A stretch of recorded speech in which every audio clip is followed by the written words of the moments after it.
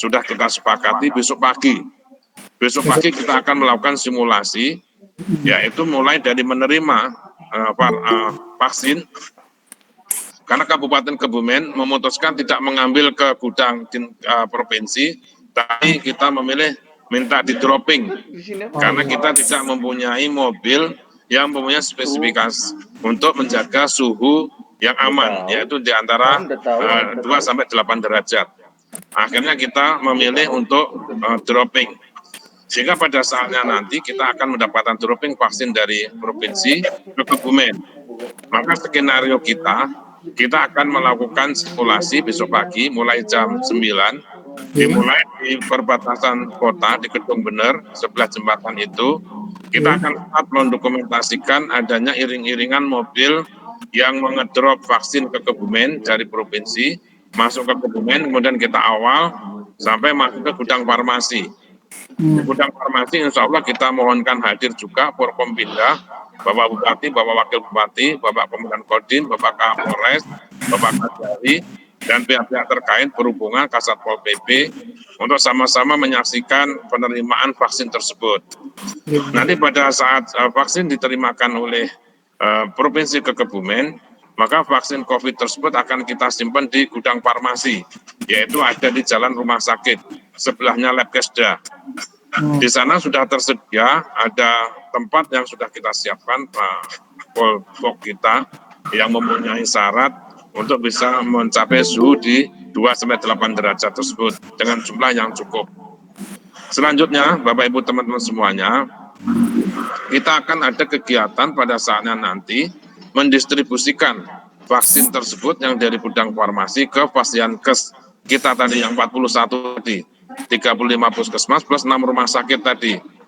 Maka pada saatnya nanti kita juga akan melanjutkan, pagi kita lanjutkan simulasinya adalah di mana ada pengambilan vaksin dari puskesmas, mobil ambulan puskesmas yang didampingi di awal oleh mobil polsek setempat.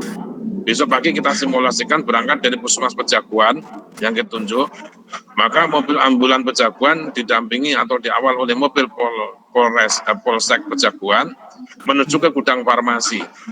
Nanti di gudang farmasi akan dibagi atau diberikan sejumlah vaksin sesuai dengan sasaran yang sudah mendaftar untuk mendapatkan pelayanan vaksinasi di Pejaguan. Disimpulkan nanti juga akan diberikan satu kolobok vaksin carrier yang membawa vaksin tersebut. Maka vaksin masuk ke ambulan diiring oleh mobil polsek kembali ke puskesmas. Nah, setelah di puskesmas setempat akan disampaikan juga ilustrasinya disimpan di kolobok atau lemari es yang ada di puskesmas. Setelah itu kemudian digunakan untuk pelayanan. Pada pelayanan nanti kita juga akan gambarkan sekaligus di sana yang sesungguhnya, yaitu ada 4 meja nanti. Ada meja 1, meja 2, meja 3, meja 4. Pada meja 1, itu di situ adalah ada kegiatan pendaftaran. Ya. Ada feedback ya. Ada pendaftaran, dimulai akan kita tunjukkan ada kegiatan Babinsa dan Babinsa Kamtibmas yang mengingatkan kepada sasaran, kepada masyarakat. Di sana nanti ada semacam kayak mengetuk pintu di rumah-rumah warga masyarakat yang mengingatkan pada saatnya nanti untuk hadir di Pasienkes melakukan vaksinasi COVID. Sehingga pada saat selanjutnya masyarakat sebagai sasaran imunisasi datang ke Pasienkes atau ke puskesmas. Setelah di puskesmas, di situ di meja 1, di sini adalah tentang pendaftaran. Maka pada pendaftaran ini oleh petugas puskesmas akan dicek kesesuaian KTP dengan etiket, karena kita yang semua akan mendapatkan vaksinasi nanti akan mendapatkan SMS dari kegiatan ini akan terdaftar di Pikcare, aplikasi BPJS, dan juga Smile. Smile itu adalah aplikasi yang dibuat di Peduli Lindungi itu. Peduli Lindungi. Smile itu adalah singkatan dari Sistem Manajemen Informasi Logistik Elektronik, bahwa di situ akan memuat berbagai informasi termasuk kaitan dengan pantauan suhu vaksin. Di sini dipasang GPS, Bapak Ibu teman-teman semua. apabila vaksin kita bawa ini dalam kondisi yang membahayakan dengan suhu yang tidak sesuai, maka alarm akan berbunyi. Maka di situ akan kedeteksi pengamanan vaksin di sini ada sesuatu hal yang harus diperbaiki. Maka selanjutnya di meja 1 pendaftaran kita nyatakan clear oke. Meja 1 pendaftaran kita nyatakan clear oke. Maka selanjutnya akan berlanjut di meja 2. Di meja 2 ini ada dilakukan screening, teman-teman. Screening ini ada 14 pertanyaan yang harus dijawab secara checklist terkait dengan penyakit komorbid, penyakit penyerta yang dijalani oleh peserta tadi. Apakah kita ini ada DM, ada asma, ada jantung, apa semua pertanyaan itu. Maka dari meja 2 itu nanti akan ada 3 kesimpulan. Yang pertama dia lanjut imunisasi, vaksinasi. Yang kedua tadi lanjut tapi tunda. Yang ketiga ditolak. Jadi screening yang di meja 2 akan mendapatkan 3 kondisi tersebut. Setelah dilanjutkan dengan lanjut vaksinasi, maka meja ketiga adalah tindakan. Artinya pelaksanaan pemberian imunisasi di meja 3, yaitu dimulai dari petugas vaksinator mengambil vaksin, kemudian menyuntikkan secara IM, intramuskuler, dengan 0,5 mili vaksin COVID kita itu, ya, ke lengan atas pada umumnya secara intramuskuler. Kemudian setelah itu selesai di meja 4. Di meja 4 ini nanti adalah meja untuk mendapatkan kartu bukti bahwa yang bersangkutan sudah mendapatkan vaksinasi COVID. Bapak Ibu, teman-teman semua, di meja 1 maupun meja 4 ini berjalan secara online. Jadi kita punya nomor, kita punya pantauan ini, nanti sampai penerbitan kartu yang dinyatakan sudah mendapatkan pelaksanaan imunisasi COVID ini juga secara online. Kemudian kita print kartu itu, kemudian kita minta ditunggu dulu selama 30 menit, teman-teman. Jadi peserta ini tidak boleh pulang dulu. Setelah 30 menit tidak terjadi apapun, tidak ada tanda gejala dinyatakan sehat aman, maka akhirnya baru dibolehkan pulang. Nah, bolehkan pulang setelah 30 menit, kemudian menyimpan kartu tadi. Kartu telah mendapatkan vaksinasi COVID-19. Mungkin itu sementara, kemudian kami tambahkan sedikit, kita juga sudah antisipasi tadi, ada semacam tim yang mengawasi, memantau apabila terjadi kejadian ikutan pasca imunisasi. Mungkin disebut sebagai efek samping, udah boleh kata seperti itu. Maka kita di sini, tim tersebut akan memantau. Apabila memang sudah aman, nggak ada masalah, ya sudah, berarti itu pulang. Tapi kalau memang ada, maka di puskesmas tersebut, ditangani di IGD puskesmas tersebut, dan apabila tidak cukup mampu ditangani di situ, maka akan dilakukan rujukan ke rumah sakit. Jadi nanti di dalam simulasi kita besok pagi, kita akan berlanjut seolah-olah ada kejadian KIPI, kemudian dari puskesmas merujuk ke rumah sakit. Itu ujungnya, walaupun itu kita tidak harapkan, namun nanti kita supaya simulasikan, supaya segala sesuatunya sudah terkondisi dan paham apa yang harus dilakukan dan siapa berbuat apa. Mungkin seperti itu dulu yang saya sampaikan, nanti kita lanjutkan dengan diskusi. Terima kasih. Sekali dulu nanti dilanjutkan diskusi. Wassalamualaikum warahmatullahi wabarakatuh. Waalaikumsalam warahmatullahi wabarakatuh. Sangat rigid sekali Pak persiapannya. Kalau tadi perlakuannya VVIP itu, kemudian juga dibentuk Pokja, persiapan namanya pasca imunisasi sampai pada simulasi. Beberapa hal yang kemudian muncul di masyarakat atau saat ini masih menjadi pertanyaan, teman-teman yang lain nanti bertanya, saya sedikit mengajukan pertanyaan dulu. Kaitannya dengan penyiapan psikologi masyarakat, ini apakah juga pemerintah menggandeng tokoh masyarakat, juga ada sosialisasi lain, supaya kalau tahap pertama ini kan nakes ini kan jelas orang yang di lini pertama dia bekerja, tapi di masyarakat umum dan kira juga perlu ada sosialisasi tambahan begitu. Nah, kaitannya dengan hal itu seperti apa Pak? Ya, memang kita minta dalam rapat di hari Jumat waktu lalu untuk Dinas Kominfo untuk menindaklanjuti Ya, kita akan buat juga semacam berbagai media publikasi, baik itu spanduk, banner, juga termasuk hasil simulasi besok pagi ini kita akan dokumentasikan, minta Kominfo untuk disebarluaskan ke seluruh mass media dengan berbagai cara. Di samping kemarin juga kita mohon peran dari Kemenak, ada MUI dan gereja, tokoh agama untuk kita membantu terkait dengan penyebarluasan informasi ini. Di samping secara vertikal kita juga melalui Satgas Kecamatan, di desa, ini juga kita libatkan. Pada prinsipnya seluruh stakeholder berbagai kesempatan kita mohon juga bantuannya pada saatnya nanti pelaksanaan vaksinasi di Kabupaten Kebumen ini bisa berjalan dengan lancar. Seperti itu. Tahap pertama itu jumlah yang diterima di Kebumen sendiri. Sekaligus kalau jumlah nakes di Kebumen ada berapa? Kalau di Banyumas itu jumlah nakes 10.800, tahap pertama 3.600 perempat. Kalau di Kebumen berapa? Kita dapat alokasi vaksin untuk jumlah nakes di Kebumen sebanyak 2.523. Oh, 2.500. 2.523. Kalau jumlah nakesnya ya, kalau kitanya memang kita daftar akhirnya terakhir di posisi 6.900. 6.000.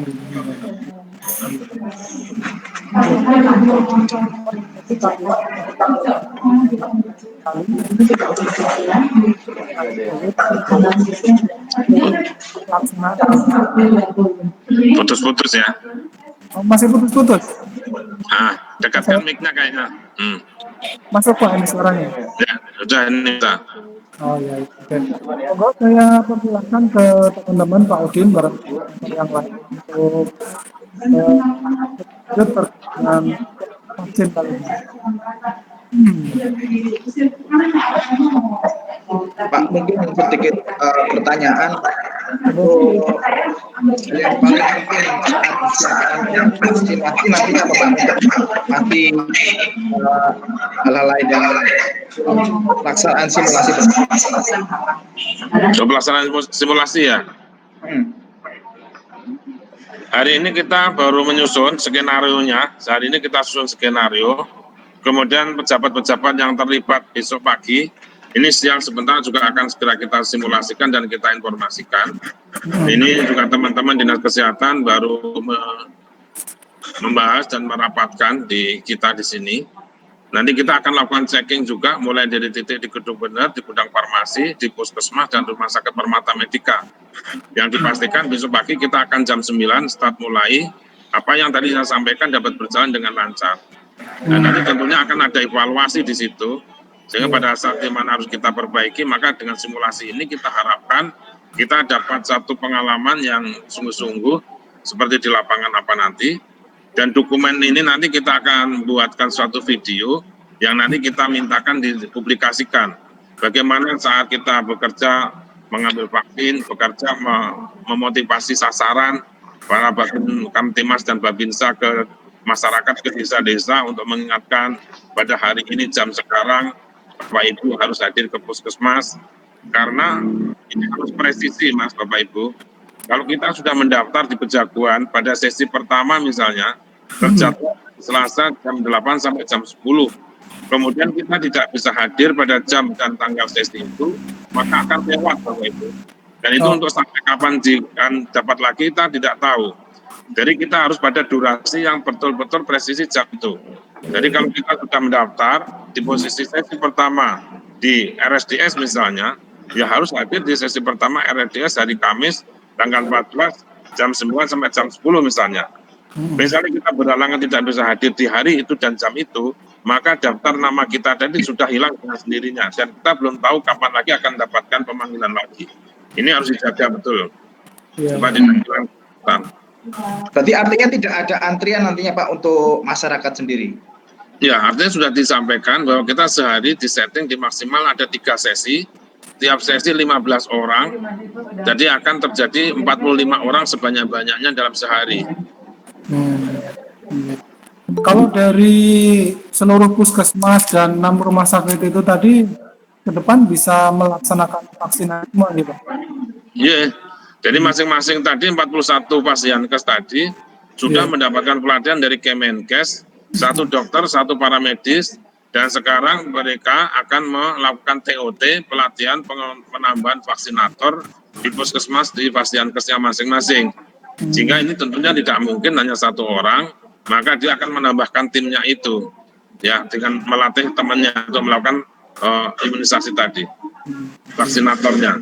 Oke. Selamat datang Bu calon wakil Bupati Burisitawati Purwaningsih. Selamat bergabung di diskusi kami. Monggo, barangkali ada. Sugeng rawuh Bu Wakil Bupati, selamat dan sukses. Ya, ini bergabung mohon. Selamat datang Ibu Bupati. Sekaligus yang punya rumah sakit Purwogondo. Alhamdulillah, Purwogondo. Mas Imam. Monggo ada. Kalau efek samping dari vaksin mungkin Pak, efek sampingnya apa Pak? Gejala yang mungkin ketika hal yang tidak diinginkan Pak. Ya, ini kemarin sudah saya sampaikan ya di rapat di persiapan di ruang Jati Jajar kemarin ya. Ini kalau efek samping yang disampaikan di sini, ini boleh kata ya kayak semacam tanda gejala awal kena COVID ya. Ini Mas Saifur nih yang punya pengalaman itu. Mas Saifur, mungkin Mas bisa cerita Mas Saifur. Ya mungkin yang pertama ada dimungkinkan kemerahan dimungkinkan ada kemerahan di bekas suntikan ya. Kemudian 6-10 jam setelah vaksinasi lengan terasa sakit atau kemeng lah bahasanya ya. Nah, ini kalau di lengan atas itu. Kemudian dimungkinkan juga ada sedikit reaksi alergi pada individu yang punya alergi. Kemudian kayak ini ada sakit kepala, nyeri otot di persendian gitu ya.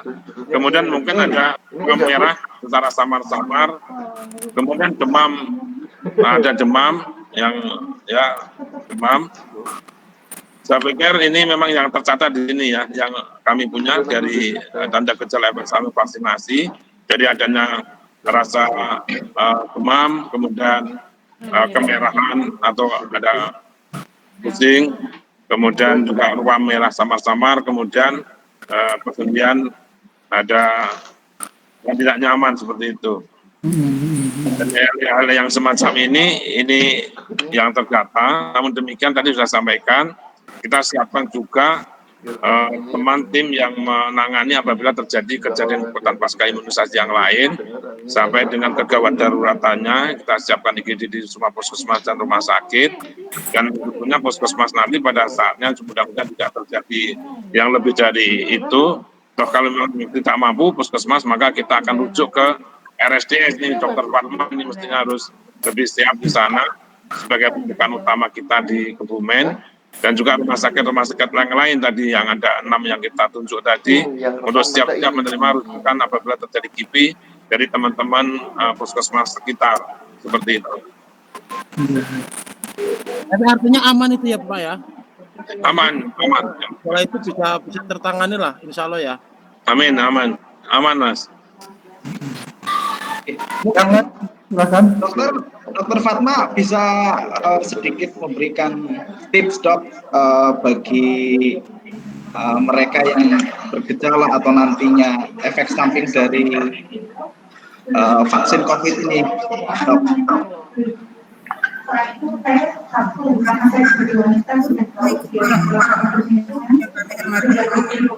Salam. Masih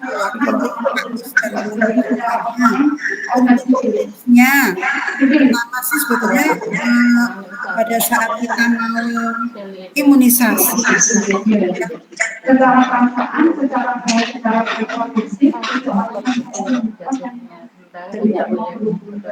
yang sudah ada dari kementerian tanya-tanya ini yang harus dilakukan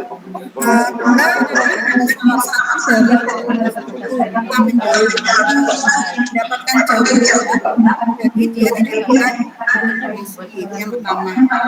kedua otomatis sama seperti untuk imunisasi yang lain pada saat tidak dan sebagainya. Insya Allah kita tidak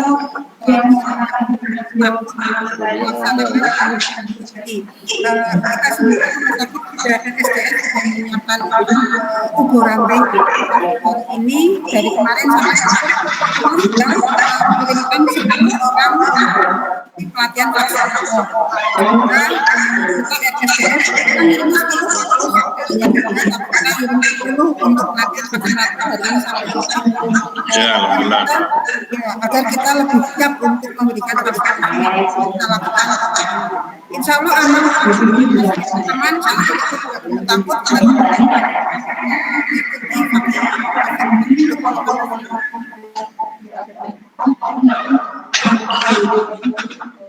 Berarti aman ya sekarang. kalau aman Mas. Oke, terima kasih Dok.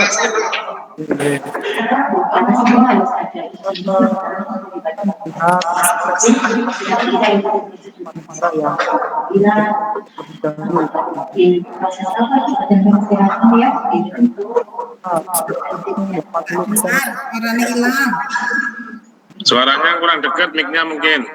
Suaranya masuk ini? Nah itu, yang dekat mic-nya. Oke.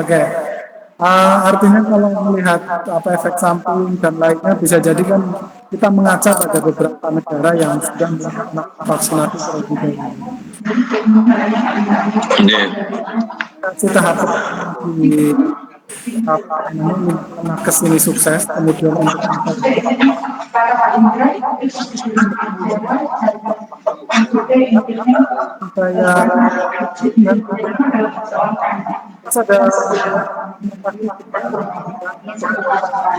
itu satu jalur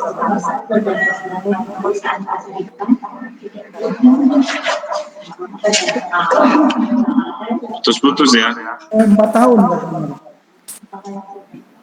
kira-kira vaksinasi ini kalau vaksin itu bisa butuh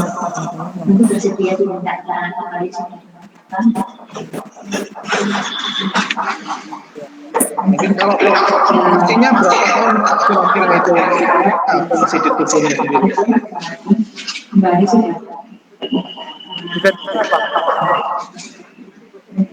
Halo, gimana nih? Pertanyaan nggak jelas, diputus-putus. Putus ya. Nggak jelas aku. Ya. Apa namanya? Butuh waktu berapa lama nantinya untuk proses vaksinasi untuk keseluruhan masyarakat? Pak Bos, saya mohon untuk yang tidak sedang bicara biar caranya jelas. Yang lain dimut biar ini. Iya, saya dengar saya tadi. Ya ini ada yang nyala ini. Yang lainnya dimut dulu. Udah. Mana ada? Jadi waktu yang disiapkan oleh Kemenkes ini berlangsung sekitar 15 bulan sampai Maret tahun 2022 nanti. Tapi Pak Presiden sudah meminta kita lebih cepat, di mana lebih kalau bisa setahunan atau bahkan kurang. Tapi kalau kita kemarin sempat hitung-hitung, yang nakes saja kemarin kalau kita hitung 41 pasienkes, sebenarnya sehari di rata-rata ada 135, kemarin kita juga membutuhkan 3 minggu paling tidak di kita ini. Tapi kan durasi ini harus kita ulang ke 14 hari kemudian untuk penyuntikan yang kedua.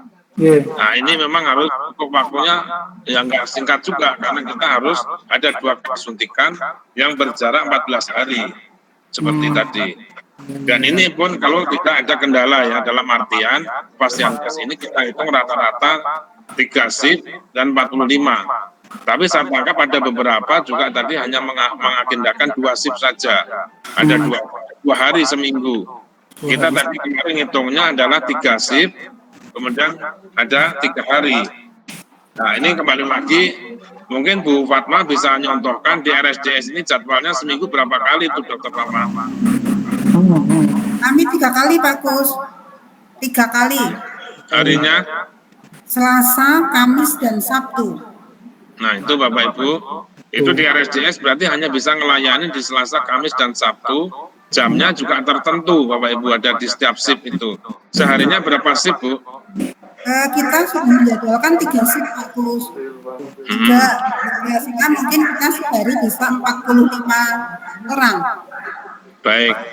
Ini Bapak Ibu seluruh peserta yang ada di sini, saya informasikan jadwal untuk 41 pasienkes di Kebumen kami sudah ada. Nanti bisa kami share di Mas Saifur, ya nanti bisa dibagikan ke teman-teman. Karena apa?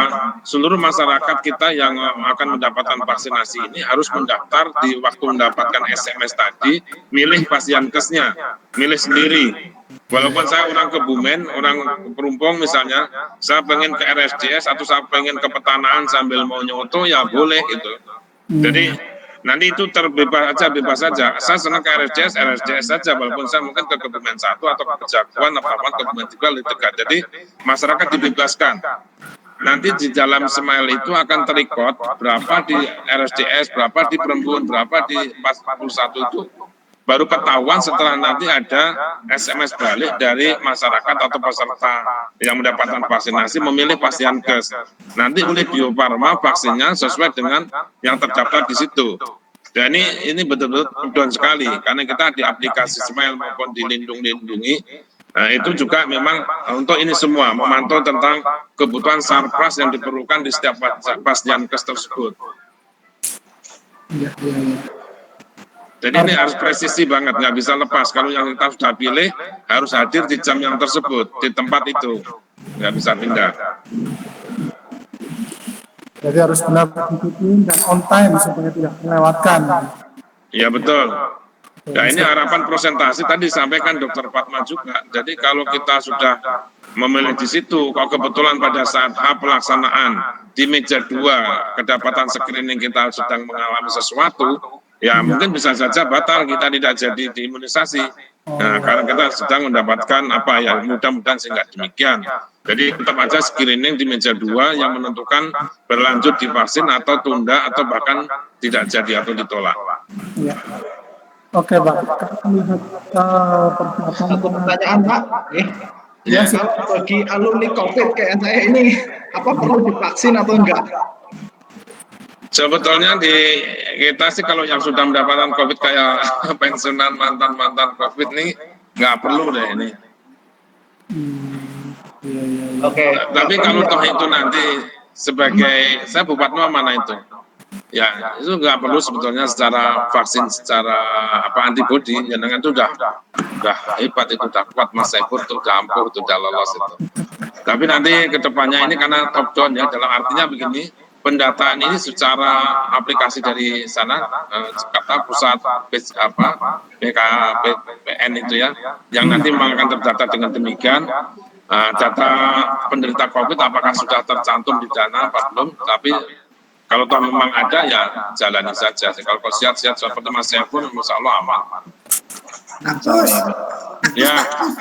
Mohon maaf, Ya. kita juga perlu skenario bila misalnya salah satu tempat nih ada penumpukan misalnya karena orang memilih, misalnya nih memilih RSDS terlalu banyak, sementara ada vaskes lain yang tidak ada peminatnya misalnya. Mungkin ada skenario seperti itu. Iya, tapi kan kita tidak bisa memindah oleh kita, bukan itu sistem di online aplikasi kita kan sudah nggak bisa membuat suatu pemindahan itu. Yang bisa dilakukan adalah pasienkes yang laris tadi harus mengantisipasi jadwalnya, menambah atau mengagendakan dengan jadwal yang sudah terpasang sebelumnya, barangkali mungkin diantisipasinya begitu. Nah ini memang belum bisa diketahui juga sepanjang kita belum mendapatkan balasan SMS dari Smile, belum bisa record berapa orang yang pilih ke tempat RSDS, juga kita belum tahu sampai sekarang. Dan kita tahu bahwa untuk masyarakat itu adalah di tahap terakhir, ya di tahap terakhir. Jadi itu mungkin kejadiannya masih mungkin di akhir tahun atau mungkin di nanti.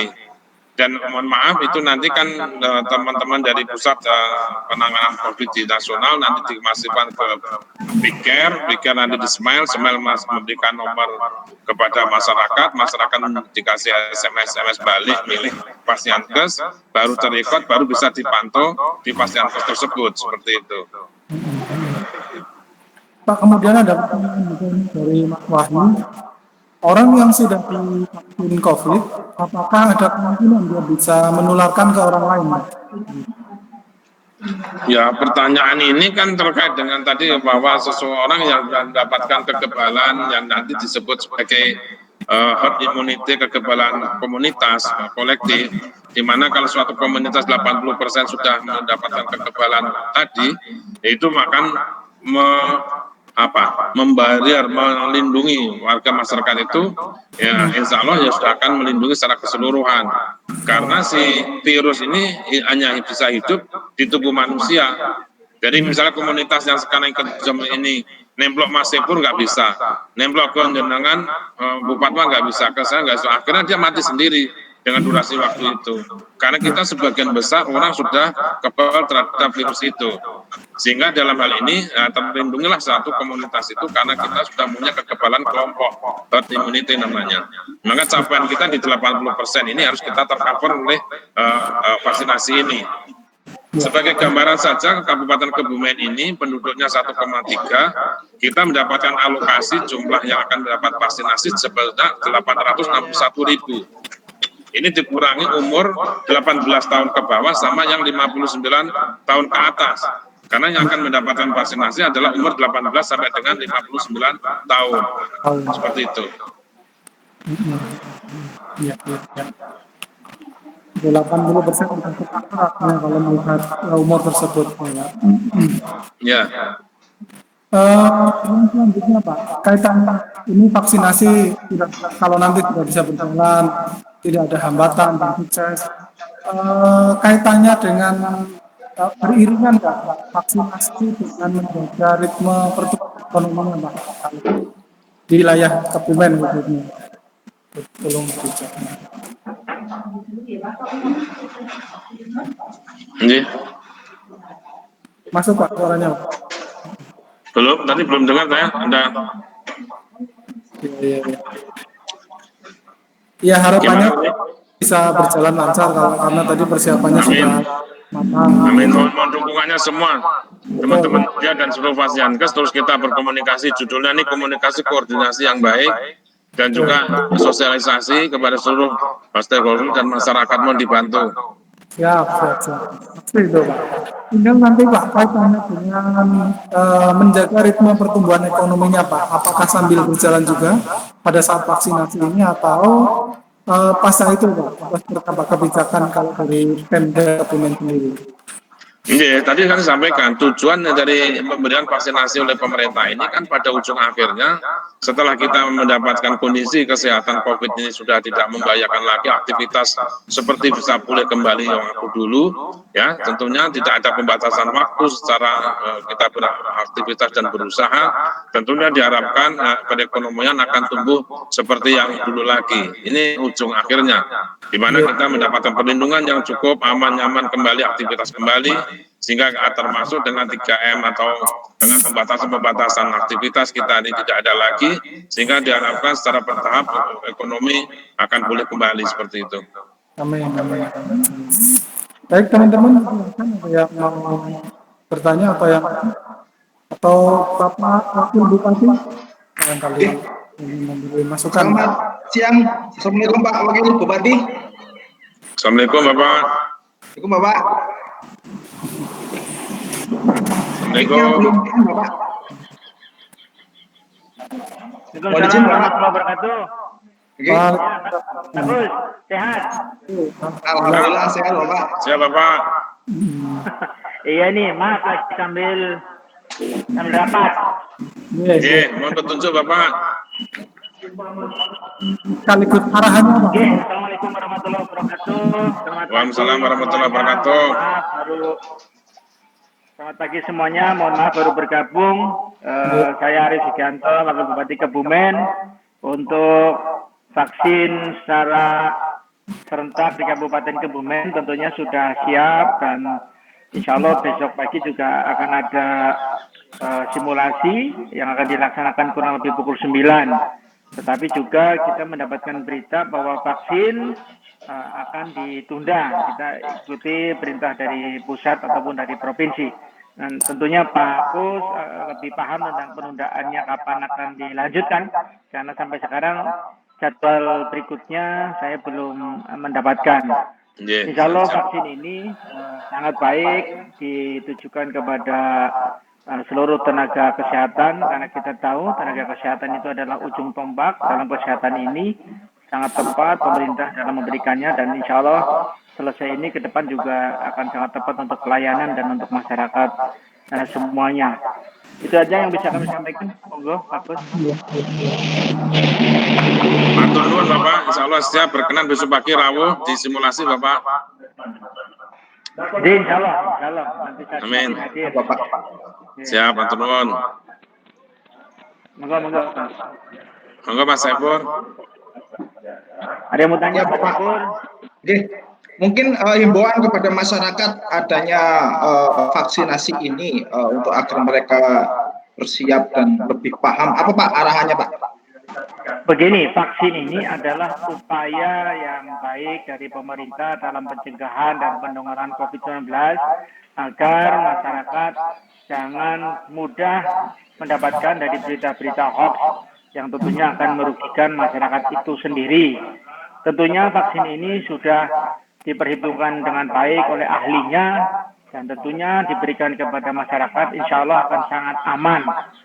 Beberapa kriteria yang akan divaksin juga sudah ada, misalkan sehat, tidak ada keadaan flu, tidak mempunyai penyakit komorbid, dan lain-lain. Usianya juga dibatasin di awal-awal ini. Insya Allah pemerintah tentunya sudah memperhitungkan sedemikian baik. Semuanya adalah dalam rangka pencegahan dan penanggulangan COVID-19 yang kita tahu sampai sekarang ini COVID-19 ini cukup tinggi di semua kabupaten. Di Kabupaten Kebumen pun angka kematiannya juga cukup tinggi, 3,5%. Saya ucapkan terima kasih kepada pemerintah pusat yang tentunya berjuang untuk mendapatkan vaksin yang ini tentu tidak mudah, karena berlomba-lomba dengan negara-negara lain. Semua negara pasti punya uang, tetapi untuk mendapatkan itu tidaklah mudah, sehingga masyarakat harap tenang, dan kami semuanya, Bupati, Wakil Bupati, Forkopimda, insya Allah sudah lebih siap dahulu untuk divaksin. Dalam hal ini untuk memperlihatkan kepada masyarakat bahwa komitmen kami adalah komitmen untuk kebaikan, sehingga masyarakat tidak perlu ragu-ragu lagi. Para tokoh pun divaksin terlebih dahulu, jadi tidak ada hal-hal yang perlu dikhawatirkan. Itu yang dari kami bisa disampaikan. Iya. Mas Saiful. Atas arahan Mas Saiful.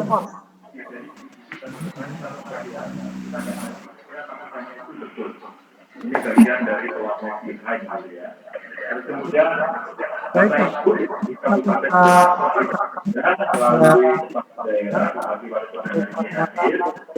Di tentu nanti berjalan lancar. Sukses. Amin. Mungkin untuk closing statement dari Pak Sekretaris Dinkes dan Dokter. Iya Mas. yang disampaikan oleh HRC ini. Gimana Mas? Halo? Iya, apakah sudah cukup? Halo? Cukup ya. Oke. Iya Bapak. Matur nuwun, nggih. Mas Saiful. Sudah cukup Mas Saiful? Cukup. Cukup Iya. Bapak. Nanti Terima terima kasih kasih. sekali Pak. Nanti jadwal terkait dengan Pasienkes dan tanggalnya saya kasihkan ke Mas Saiful, bisa dibagi. Nanti dibagi. Siap Bapak, siap. Baik. Iya Bu, semuanya yang hadir, semuanya terima kasih, mohon dukungannya. Besok pagi bisa sama-sama mengikuti simulasi untuk kami undang sekarang hadir. Jam 9 di gudang farmasi. Siap. Terima kasih Pak Sekjen, terima kasih Pak Wagub atas Ya, diskusinya. Pak Wakil Bupati, Ibu Wakil Bupati. Oke, semoga agendanya lancar semua dan kita semua diberi kesehatan. Hasil di kita hari ini nanti juga kita akan publish di media koran Banyumas Express, di website kita banyumasexpress.id, serta di medsos kita dan di YouTube kita, sekaligus kita laporkan juga ke tim gugus tugas COVID nasional. Insya Allah ini juga menjadi aktif kita mengedukasi masyarakat agar program yang kita jalankan ini bisa benar-benar sukses. Dari saya, terima kasih. Mohon maaf apabila ada kesalahan. Assalamualaikum warahmatullahi wabarakatuh. Waalaikumsalam warahmatullahi wabarakatuh. Wabarakatuh.